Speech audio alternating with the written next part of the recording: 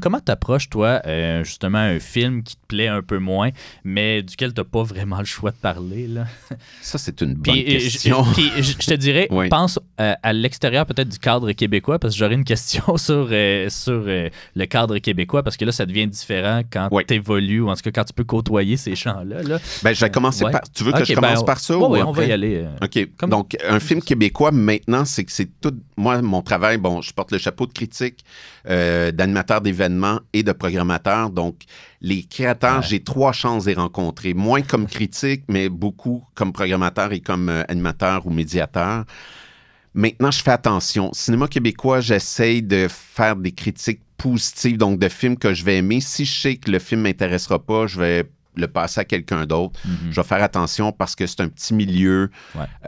Bon, c'est pas tout le monde. Malheureusement, ça fait partie du travail d'un réalisateur d'accepter la critique. Ça fait partie des conséquences du métier un peu. Et il y a toujours quelque chose de constructif dans une critique aussi. Je fais pas des critiques gratuites.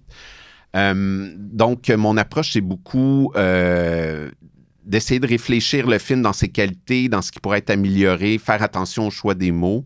Il m'est arrivé une anecdote, justement, avec un film que j'avais pas aimé et de recroiser le cinéaste après, puis on s'est pas parlé pendant de nombreuses années, puis finalement, un jour, autour d'une bière, on a réussi à régler. Donc, je nommerai pas de nom, mais c'est possible de passer par-dessus une mauvaise critique.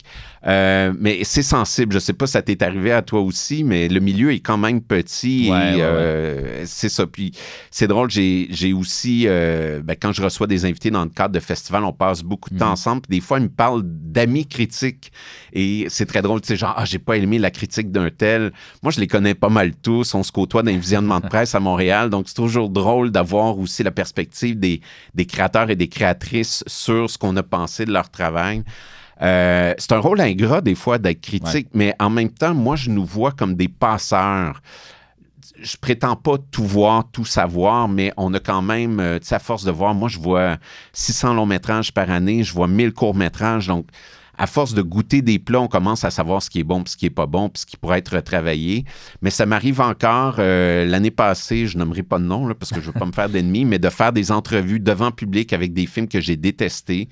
Mais tu trouves un angle, tu trouves une façon de parler du travail, parce que j'aime bien dire que chaque film est un miracle en soi. Quand on pense de l'idée d'origine jusqu'à la sortie en salle, il y a tellement d'embûches et qui réussissent à les créer. Moi, j'ai déjà beaucoup, beaucoup de respect parce que je le fais pas et je le sais aussi qu'il faut avoir des subventions. Déjà, de passer les subventions, c'est bon. Après, tu le sais que ton tournage sera pas comme le scénario. Il va y avoir plein de trucs inattendus. Alors, en vieillissant, je suis de plus en plus respectueux du travail qui est accompli puis je reconnais tous les efforts qu'ils doivent faire.